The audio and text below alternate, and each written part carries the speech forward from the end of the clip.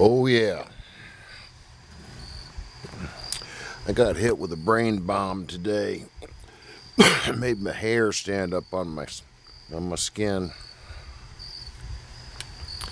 because I've been preaching for a long time about overcoming addiction, which can happen.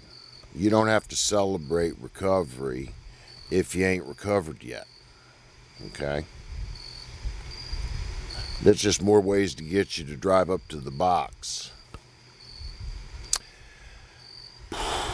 And my testimony just doesn't seem to, it bounces off of people who have that pale opioid look about them. You don't have to be a white person to have that look either. It's a tell. It sure is. And lately, I've been feeling a little bit of melancholy because I haven't played guitar in weeks and weeks and weeks. Every time I play it, these last couple of years, I find that my left hand goes into a state where I can't do it again for days. So that means to play guitar at this point in my life is to not take my own advice about how to handle things when you age out. And it grieves me a little bit that right when I've got my Telecaster, a lovely old K parlor guitar, one in a thousand, both of which can play through the same amp, which Joel Maynard built, an absolutely beautiful amp in terms of how it sounds with my stuff going through it. I don't know how your guitar would sound. And I'm not able to play, really. And in fact, it's almost as though I'm trying not to even look around much in the music room except to go in and turn a light on or off when it needs to. Because for 50 years, I've been an absolutely frenetic guitar player. I'm glad I have a great body of work. Because when I was a kid, when I found a box full of stuff that had belonged to somebody in the family that had passed away, it was a fascinating thing to open up and, examine with a fair amount of reverence. I'm not talking about ancestor worship, but when you're looking through a cigar box with your father's Korean War medals in it, that's different than finding a box of rubbers. You know what I'm saying? So there's a lot of stuff. Not that everything isn't going to get burnt to a crisp here pretty soon. Don't worry about looting. Oh yeah, right. To be dead in the body is to be alive in Christ could get real soon for a lot of people. And you'd better hope he knows you when you're banging on the door, because as has been happening this last year with increasing haste, the things that are popping up in my YouTube home feed are unbelievably in sync with what I'm observing, okay? And either I am being uber gamed by AI and the digital algorithm, or it's just the book is ending, if you get what I mean. And some of us know the ending, but we keep reading it because that's what you do.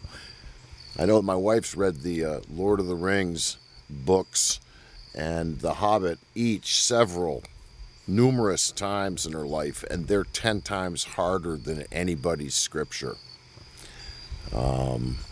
which she also knows, It was great a number of years back when we realized that when someone began to speak from the word that we knew the rest of what they were about to say, and we're in a position to agree with them, or if they missed a few words, we try to help and get them back on track, and I guess that's sort of like being a linguist, a soul linguist. But anyways, I'm not playing guitar anymore, it seems, right now. And the thing that hit me today was that perhaps I'm being tested, right? Because in addition to not being able to play, the bad guy is throwing stuff into the recommended column too. Like James Blood Ulmer. Oh my gosh. I grew up listening to white people play guitar, mostly. And like, a gift that imparted a whole nother way of enjoying doing music landed on me just as I was finishing my college years in the early 80s, when I discovered Ornette Coleman's music.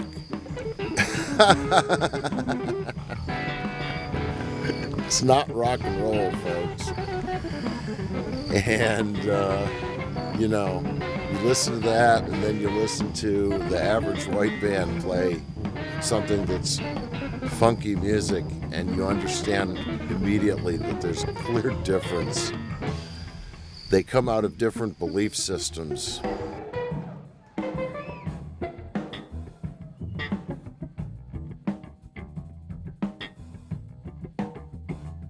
Jazz is the teacher. Who is the preacher? Funk.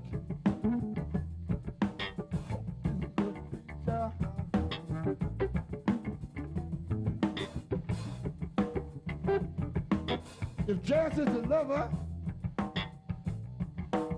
you will soon discover funk.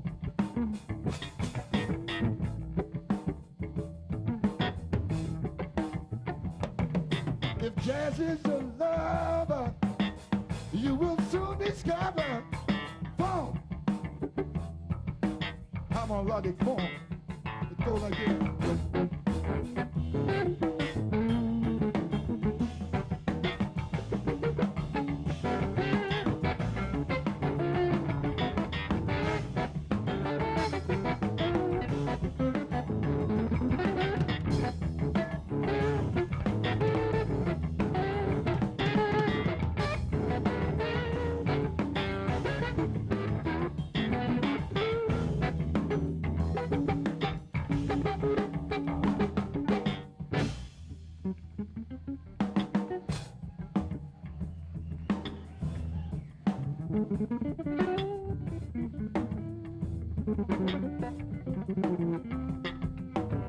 Jazz is the teacher, funk is the preacher, tell the flamingo.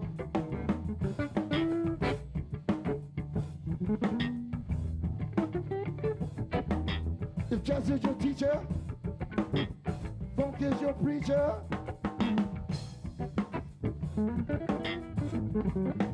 Ooh, can't you see? It's you and me. We're trying to be free, gonna step right up and make us all feel.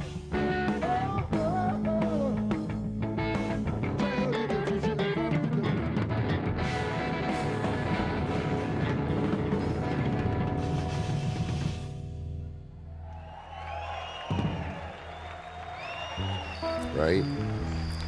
I was listening to the clown music for way too long. Pale face. Right? The opioid face. And, but then along came Ornette, and I bought it because the cover was beautiful. And before you know it, I'm listening to people like Sonny Sharrock and James Ulmer, and of course they are very generous and humble about what they had listened to get there. And so before you know it, I'm going back in the past to the days of cocaine everywhere and hearing Charlie Christian and then of course the blues cats that were around doing solo stuff, because I started as an acoustic guitar player, so I wanted to hear what the acoustic players were doing back then. And I think I sort of stopped being a white guitarist by about a year into living in South Korea and being around native musicians over there. I think it just took the whole Kenite right out of me. The whole marketplace idea was destroyed. The whole idea of making a name for yourself as a player was just devastated by a couple of spontaneous eruptions of music around a dinner table in another country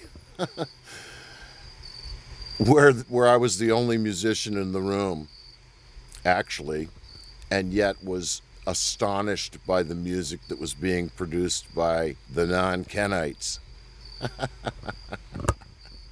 Amazing.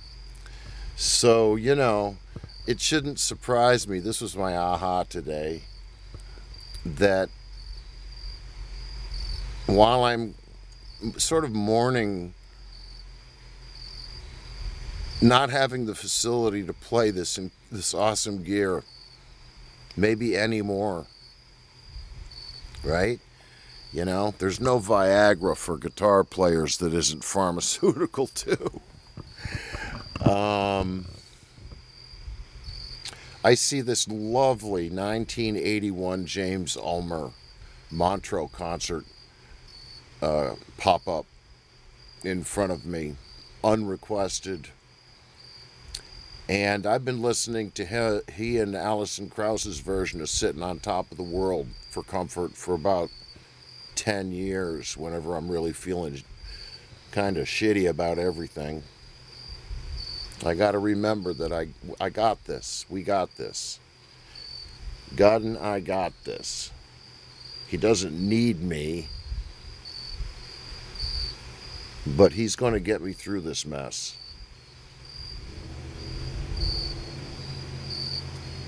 It's hard not to think every day is just one more opportunity to just enjoy the stuff that is right within view, where the love is, And I've been feeling very compelled to touch base with the kids of mine that'll talk to me for a pretty long time now, and that's borne incredible fruit. Satan's got his little legion of assholes flying around my property when I haven't spotted them yet and prayed them away. And I don't mean that as a visual thing. You can feel them. You can feel them sneaking up. They disrupt your cool, right? What they used to say, harsh your mellow. Yeah. And they've been trying to get me to consider maybe going to the doctor and seeing if he could give me something so I could play guitar again. And you know what? I'd rather not play. I have been in that boat. Listen to my song, Being in the Boat. On the record, Some Songs Will Fight You. There's all kinds of stuff in that boat that I row. And there's a lot of folks that have never been in the boat. They don't want to get any calluses on their hands because it's a rowboat and you've already lost an oar. Nope, that Farmer Key is not going to call me back. And how lovely it was today to also find right there in the recommended zone where God would put it, right in front of your face. And I was in the midst of finishing another video message, but there it was. So I threw it in the queue for when I was finished. What did it talk about? it talked about where I grew up between 1969, well, actually between 1963 and 1982, which is right on the shores of Onondaga Lake, which is a salt lake, on one end of which is Syracuse, New York, and on the other end of it is a town called Liverpool, New York, that's about as big as Eden, North Carolina. And that's where the colonial salt industry was. And I was given historical documents today through the hard work of another person who I will credit in this somewhere below, who never lived there. So I knew what he was talking about and where it was, and that the Onondaga fort that the indigenous folks had made, the white folks came in and said they made it, as they slaughtered all these people and chased them away, stole all their stuff. So yeah, so I tend to side with the not white people, at least in terms of behaving like that, because that's Kenite stuff. That's you're playing the jester. Everything's a joke, including slaughtering people, right? The ends justify the means, said Cain over his brother's corpse. You know? Yeah, Canaanite.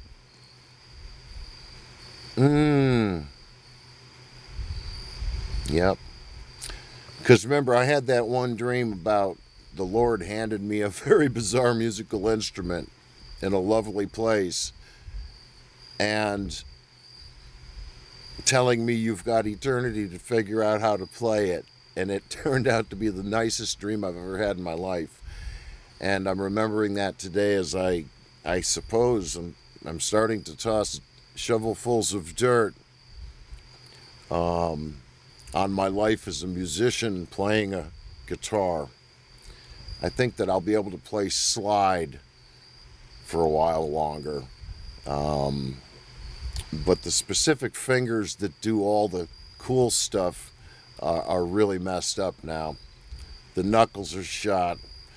I've got knots in my carpal tendons that are massive and make a noise when they move through the joint. Hurts like the dickens. Thank God for Tiger Balm and DMSO, which have gotten me through about the last 10 years of guitar playing before this stuff got real bad. So anyways, all you folks that I played music with, thanks a lot. Some of you, I think it's conceivable that we might play music again someday. Yeah, if you believe like I do. Without argument. How about that? That'll be cool. It's been fun.